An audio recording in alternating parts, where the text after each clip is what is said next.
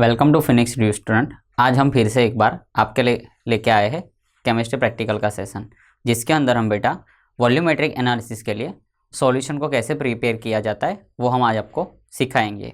तो आप सीखने के लिए हमारे साथ बने रहे। वॉल्यूमेट्रिक एनालिसिस में जो सॉल्यूशन बनाया जाता है उसके लिए सबसे पहले आपको चाहिए वेट मशीन और एक वॉच ग्लास या फिर फिल्टर पेपर। ठीक है बेटा, यहाँ पे वॉच ग्लास की ड्राइंग हमने रखी है, यहाँ पे एक वेट मशीन है। अब पूरा प्रोसीजर होता कैसे, पूरा यहाँ पे हमने मेंशन किया हुआ है। आप चाहो तो पॉज बटन पॉज बटन को पुश करके ये पूरा लिख सकते हो और पढ़ भी सकते हो। ठीक है बेटा। अब देखो बेटा, सबसे पहले आपको आपका जो वॉच ग्लास होता है या फिर वेइंग ट्यूब होता है वो आपको लेना है, उसको क्लीन एंड ड्राई कर देना है।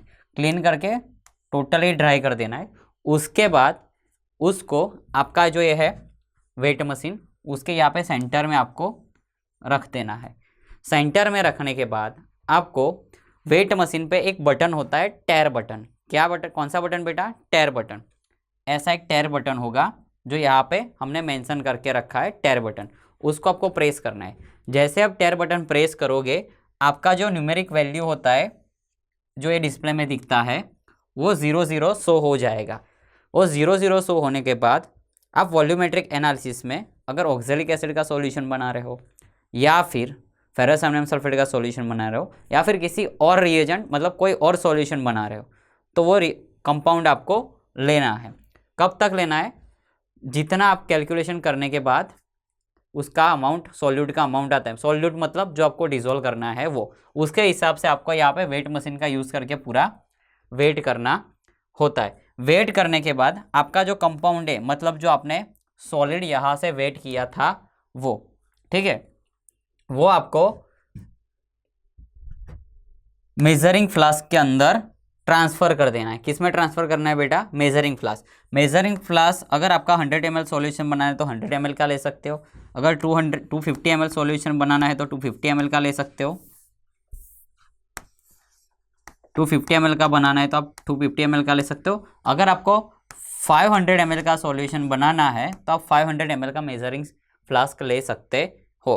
अगर बेटा आपके पास मेजरिंग फ्लास्क अवेलेबल नहीं है तो आप मेजरिंग सिलेंडर का भी यूज़ कर सकते हो। ठीक है बेटा। उसके बाद आपको क्या करना है, उसी मेजरिंग फ्लास्क में थोड़ा सा डिस्टिल वाटर क्या ऐड करना है? डिस्टिल वाटर ऐड करने के बाद उसको अच्छे से सेक करना है। तब तक सेक करना है जब तक कि पूरा जो आपका कंपाउंड था वो टोटली डिसॉल्व ना हो जाए। उसके बाद आपको बेटा एक मार्क होता है। क्या होता है? मार्क होता है। यहाँ पे आपको ये मार्क विजिबल होगा, ये मार्क होता है। वहाँ तब आपको आपका सॉल्यूशन पूरा फिल कर देना है। वो आपका टोटल बन जाएगा 250 ml ऑफ ऑक्जेलिक एसिड, तो ऑक्जेलिक एसिड का सॉल्यूशन। ठीक है बेटा, ये था पूरा प्रोसीजर सॉल्यूशन बनाने का। अब हम देखते हैं कि सॉल्यूशन बनाया कैसे जाता है, उसका कैलकुलेशन कैसे होता है, वो सब देखेंगे। ठीक है बेटा। तो यहाँ पे आपका एम है preparation of 250 ml 0.1 molar standard solution of oxalic acid. ठीक है बेटा। तो उसके लिए एपरेटस में हमें चाहिए एक मेजरिंग फ्लास्क, ये है आपका मेजरिंग फ्लास्क, या फिर मेजरिंग सिलेंडर 250 ml का, तो ये है मेजरिंग सिलेंडर।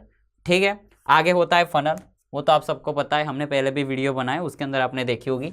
फिर होता है वेइंग ट्यूब या फिर वॉच ग्लास, ये है आपका वॉच ग्लास। फिर होता है wash bottle, iron stand, ring clamp और ऑक्जेलिक एसिड जिसका हमें सॉल्यूशन बनाना है वो। ठीक है, इतनी चीज़ें हमें लेनी है। उसके बाद आपको क्या करना है, इस तरह से पूरा कैलकुलेशन करना पड़ता है। कैलकुलेशन के अंदर आप देख सकते हो हमारा जो ऑक्जेलिक एसिड होता है उसका फॉर्मूला होता है H2C2O4 इंटू 2H2O। उसका एक्चुअल फॉर्मूला होता है H2C2O4, लेकिन जो कंपाउंड होता है वो अपने साथ हाइड्रेटेड मॉलिक्यूल्स भी रखता है, मतलब कि पानी के थोड़े से मॉलिक्यूल रखता है, इसके लिए हमने लिया है 2H2O।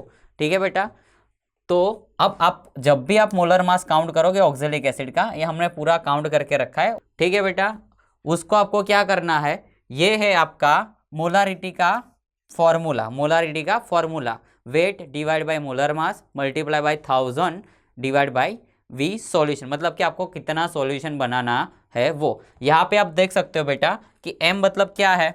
मोलारिटी ऑफ सॉल्यूशन, हमें दी गई है, कितनी बनानी है हमारे, आप यहाँ पे देख सकते हो हमें कितना बनाना था 0.1 मोलर।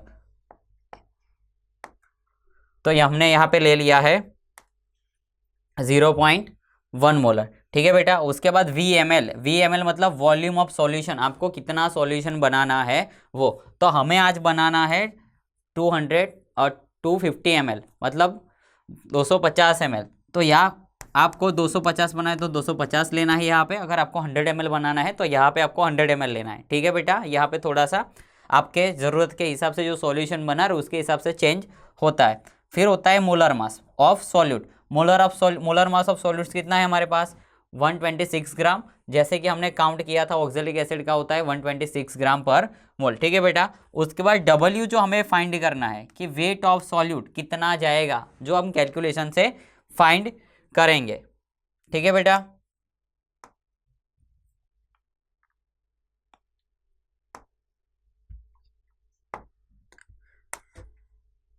चलो बेटा अब आगे देखते हो, हमने कैलकुलेशन किया तो यहाँ पे क्या हुआ, ये हमने सारी वैल्यूज पुट कर दी 0.1 ml 126 ग्राम 1000 ml 250 ml। कैलकुलेशन करने के बाद यहाँ पे आप दे सकते हो हमें आंसर मिला है 3.15 ग्राम। आप चाहो तो कैलकुलेटर लेके या फिर खुद भी घर पे बैठ के वीडियो को पॉज करके कैलकुलेशन कर सकते हो, ठीक है बेटा। जैसे यहाँ पे 3.15 ग्राम सॉल्यूट मतलब कि ऑक्जेलिक एसिड फ्लास्क के अंदर डालोगे और उसके अंदर डिस्टिल वाटर ऐड करके मार्कअप तक फिल करके जो सॉल्यूशन बनाओगे वो आपका बनेगा 0.1 मोलर ऑक्जेलिक एसिड का स्टैंडर्ड सॉल्यूशन, ठीक है बेटा। पूरा प्रोसीजर समझ गए। इसको समझने के लिए अब हम लेबोरेटरी में जाके पूरा प्रैक्टिकल करके आपको दिखाएंगे, ठीक है बेटा। लेकिन ये था हमारा ऑक्जेलिक एसिड का पूरा कैलकुलेशन।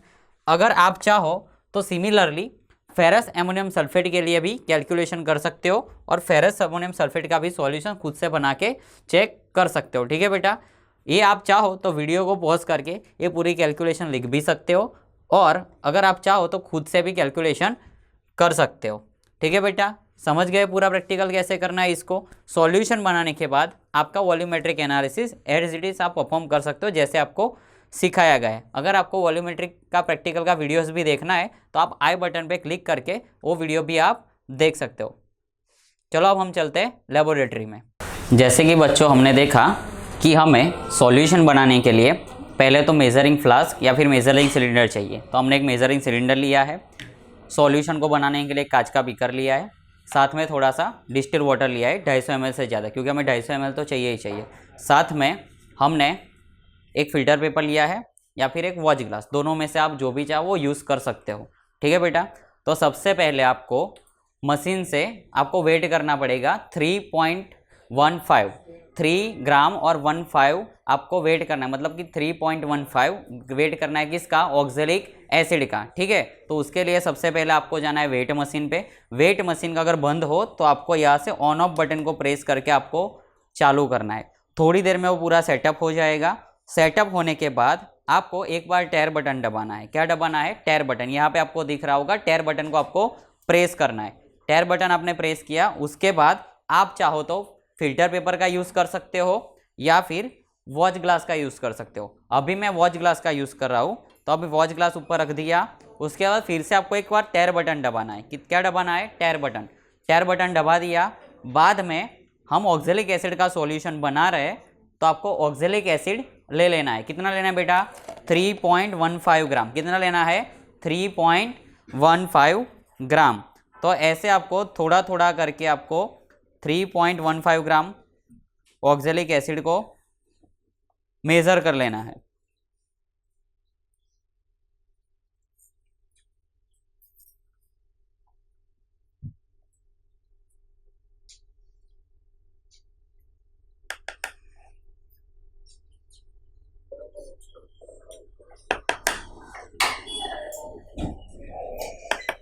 चलो ये हमारा अप्रोक्सीमेट 3.15 ग्राम जितना हमने वेट कर लिया है। अब आपको मेजरिंग सिलेंडर का यूज करके वाटर लेना है। क्या लेना है बेटा, ये आपका मेजरिंग सिलेंडर है, इसका यूज करके आपको 250 ml वाटर लेना है। क्लियर है बेटा। वो 250 ml वाटर को आपको इस बीकर के अंदर डालना है। साथ ही में जो हमने 3.15 ग्राम वेट किया है ऑक्जेलिक एसिड का, उसको भी बीकर के अंदर ऐड कर देना है। ऐड करने के बाद ग्लास रोड का यूज़ करके पूरे सॉल्यूशन को मिक्स कर देना है। ठीक है बेटा। तो जब आप ये मेजरिंग सिलेंडर का यूज़ करते हो तो उसको सबसे पहले आपके टेबल पे ही रखना है, ऐसे स्टेडी मोड में। यहाँ पे सारे मार्कअप होते हैं कि कितने ml का है। आपको सिर्फ और सिर्फ मेजरिंग सिलेंडर का यूज़ करना है या फिर मेजरिंग फ्लास्क का। बीकर में सीधा पानी भरना नहीं है, याद रखना, बीकर में सीधा पानी भरना नहीं है। मेजरिंग सिलेंडर पे ये जो मार्क है, हमें 250 ml है तो 250 ml तक हम पानी भर लेंगे। ठीक है। तो पहले आप बीकर से या फिर वाटर बोतल आता है उससे सीधा पानी भर सकते हो। अभी हम 250 ml का वाटर का मेजरिंग कर रहे हैं।